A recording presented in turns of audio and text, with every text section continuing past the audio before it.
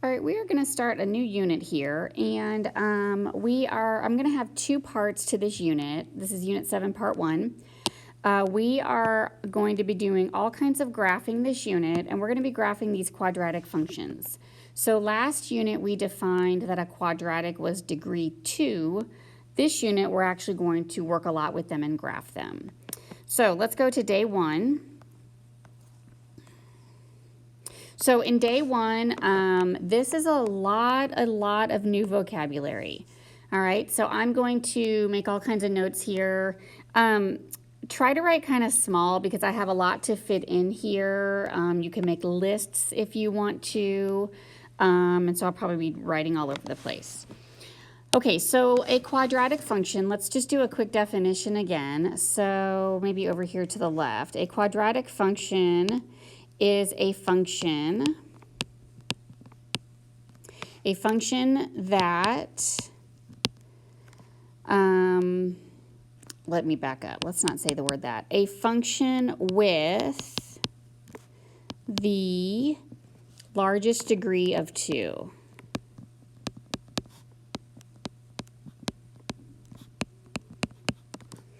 Okay, so something with x squared in it. And you don't want anything bigger, like no x to the third, no x to the fourth. So this equation right here, or this function, y equals x squared, we often call this the parent function.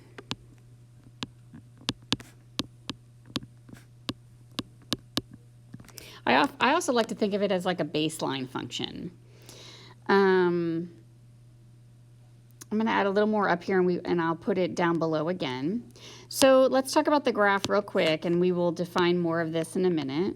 So if you have a coordinate plane, your quadratic function makes this U-shaped graph. And this U-shaped graph is called a parabola. Okay? So the parent function of the parabola looks like what I have in red over here. All right, let's example 1. Let's just go back to the largest degree of 2 right here. And I want you to circle which functions are quadratics. And there's more than one. It's not a multiple choice question. So go through and circle which ones are quadratics.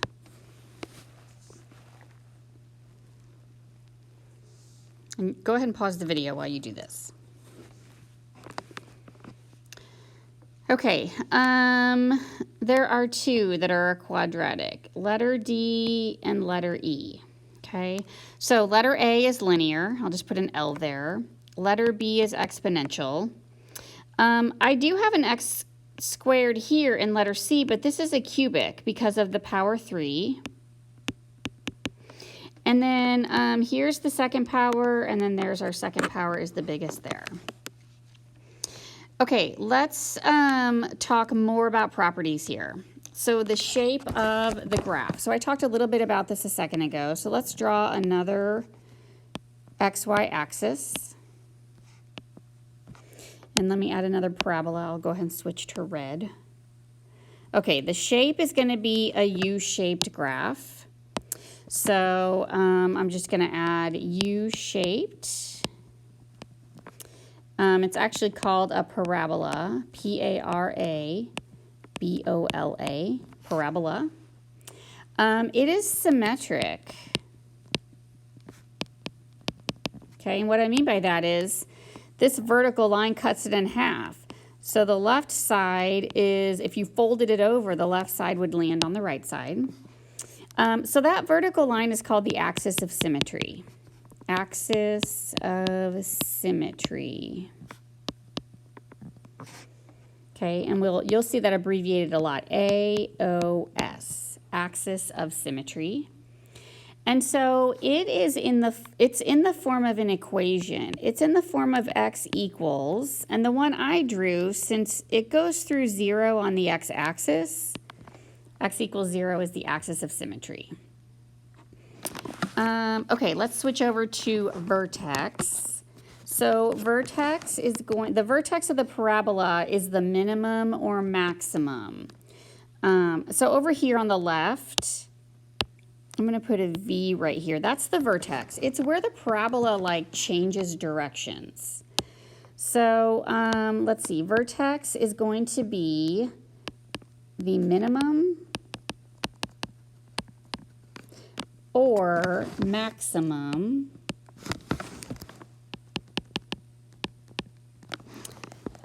I guess of the parabola. So I'll just stop there, the minimum or the maximum. So if the parabola or if the vertex is at the minimum of the U, it's at the bottom. If it's at the maximum of the U, it's at the top. Okay, so it can open up or down. I guess that's it on vertex. All right, the effects of A. So I'm going to come back here. Well, here, let me add a little bit to this. So let me just define what A is. So A is the number before x squared.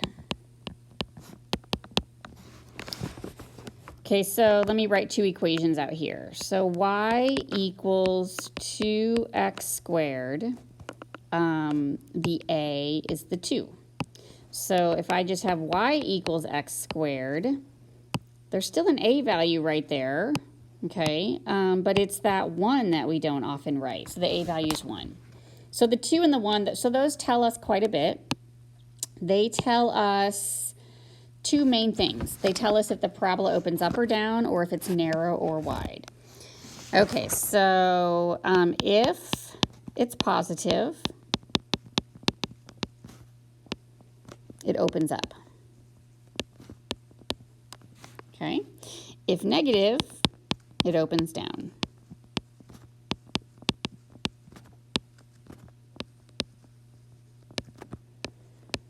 Okay, so up is positive, down is negative.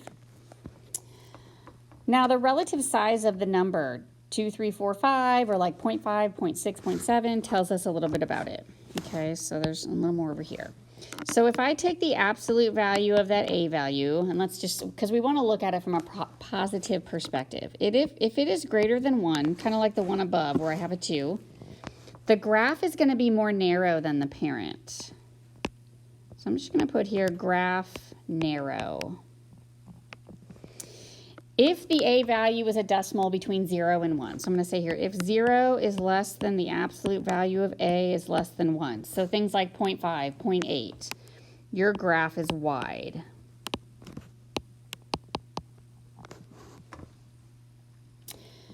Okay, so look below. I have got y equals x squared. All right, this is our parent function. So in the parent function, the A value is 1, because remember, there's that 1 in front. So when I look at the next one, see how it's a negative, -4. So when we have a negative A, it opens down. Okay, so I've got, I'm just going to write here, oh, oops, opens down. So the negative makes it open down. Now look at the value if A is -4. Now look at the value of A from a positive perspective.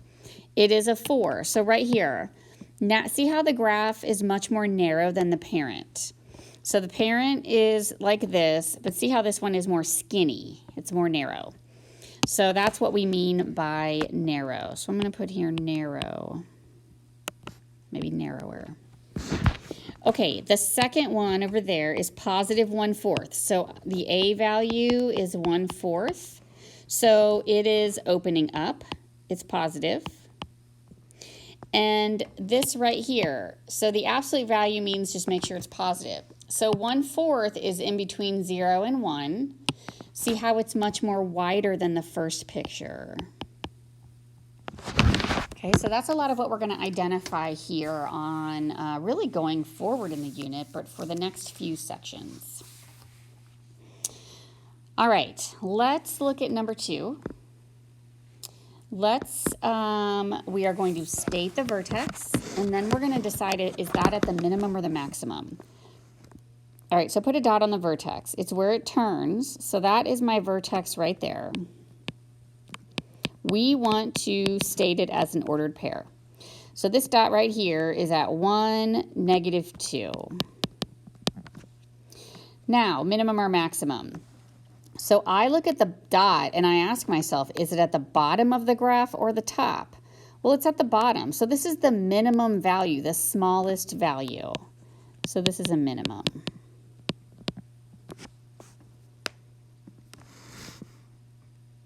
All right, next one. Here's your vertex up here. So you want to write the ordered pair. So it looks like it's at -2, 1, 2, 3, 4. All right, the vertex is at the very top of the hill. It's going up and then coming down. This is the maximum. So you can always just look at it and ask, does it open up or down? Or you could remember that every time the parabola opens up, the vertex is at the minimum. If it opens down, the vertex is at a maximum. Okay, let's keep going. Let's do some matching here. So number one, we're going to match A, B, C, D with 1, 2, 3, or 4. So let me kind of start you off here. Your number one here, this is our parent function, by the way. So letter D is the parent, and I want you to see how, I'm going to put a dot here. See how this is at 1, 1, and that dot's at -1, +1. So if I plug in 1 for X, because I know, I'm just letting you know that this is the parent function. So when I do that, I get 1 for Y. So I can tell that this goes with the first equation because when I plug in 1 for X, I get 1 for Y. Okay, so I want you to use letter D as your baseline and determine if everything else is narrower or wider to help you decide which equation it goes with. Okay, number 2, I see a negative sign. So I need a parabola that opens down. And because the only one opening down is A, it has to go with A. Now I want you to look at the 1/3. Do you see how this is a little bit more wide than our parent? If you look at the opening, see how it's a lot wider? Okay, so that reinforces that that is a wider parabola. Okay, 3 and 4. So I have picked D and I've picked A. So if we look at 3 and 4, do you see how one is real skinny and one is real wide? So the wider the parabola, those are going to be like your fractions. So C is going to go with number 3, and then B is going to go with number 4. So the bigger the number, the more skinny it gets for the A value. All right, we have one more thing here on graphing quadratics. So I made a couple, I think I have about 4 things that I wrote down on how to graph, and then we'll look at that twice here. All right, so number 1, I'll just make a bullet point. We are going to make a table of values. Make a table of values, which is also a T-chart. An XY chart. So, you know, table of values like that. Secondly, we're going to use 5 points. Now, you can use more, but I want at least 5 ordered pairs. That way you can see the curve when you graph it. All right, we are going to put the vertex in center of table. And so I'll show you what that means in a minute. So we're going to just start with the middle of the table and work our way up and down. And then I guess really the last one, we're going to choose 2 numbers, choose, I guess, 2 values less than the vertex. Oops, that's supposed to say the. Actually, let me back up. We're going to do 2 values less than and 2 values greater than the vertex.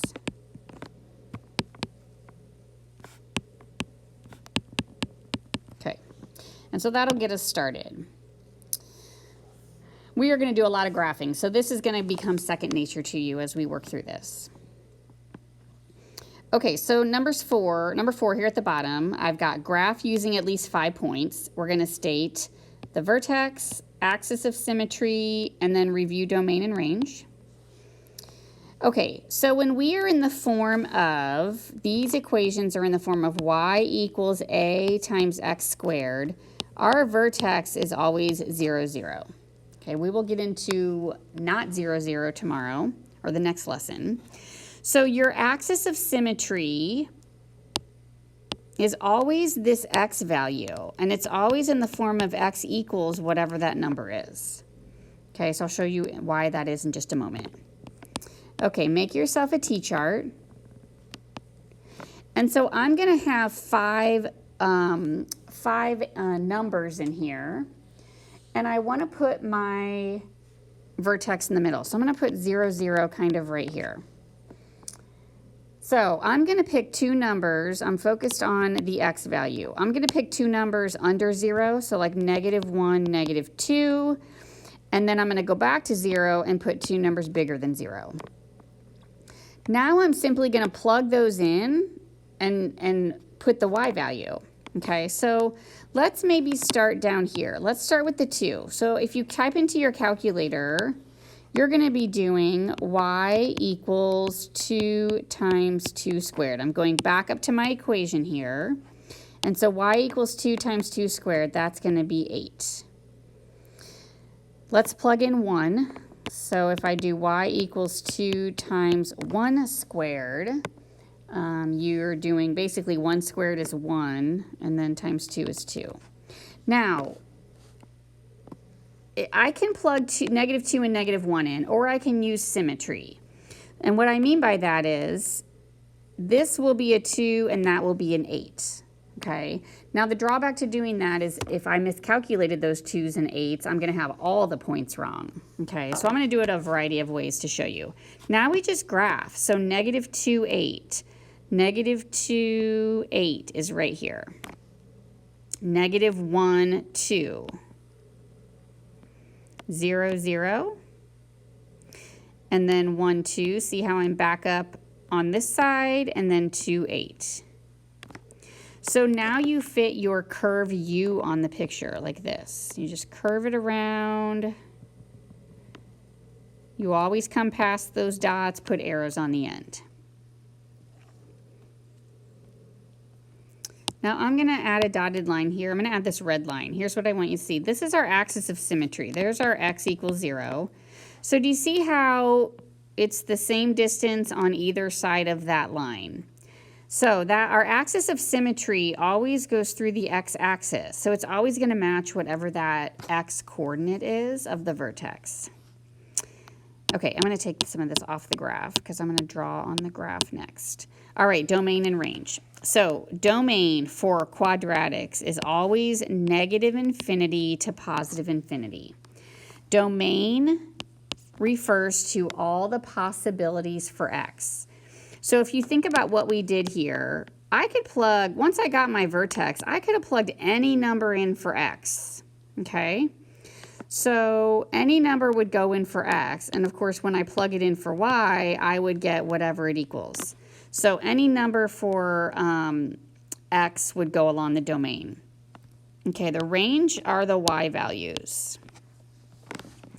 Okay, so let me add a couple of lines here. So when I'm looking at the y values, I want the smallest y value up to the largest. So I'm looking at my curve. See how my curve bottoms out right here? And then it goes up forever. So the smallest part of the curve is here. So what number is that on the y-axis? Well, it's sitting at 0. So because I am touching 0, I get a bracket.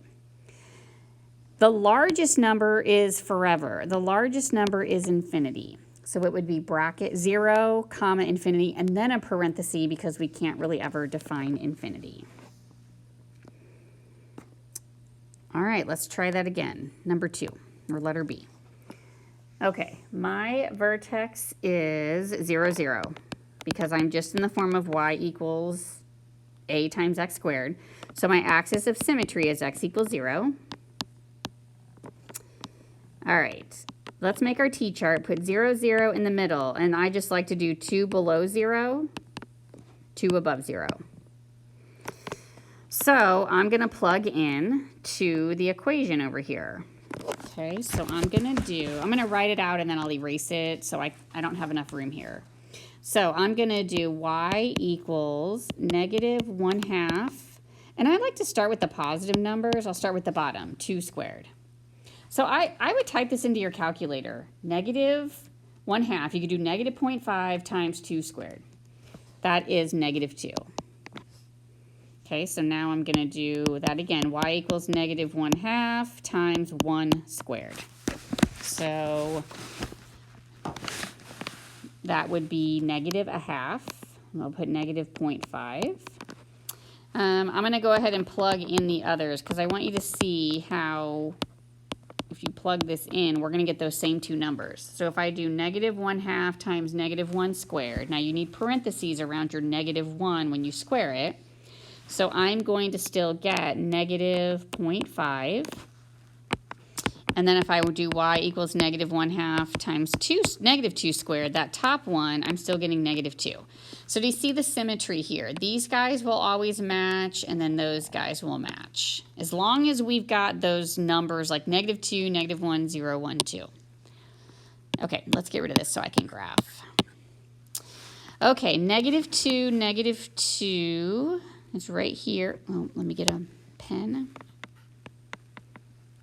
Okay, negative 1, 1/2, negative 1/2. So negative 1, that's just going to go down about 1/2, like about right here. 0, 0 is right here. So these are going to be real close together. Positive 1, negative 1/2, and then positive 2, negative 2. So see the curve starting. So this is going to be, you're going to curve it around. Oops, I missed. Okay, kind of like that. Domain, always negative infinity to positive infinity.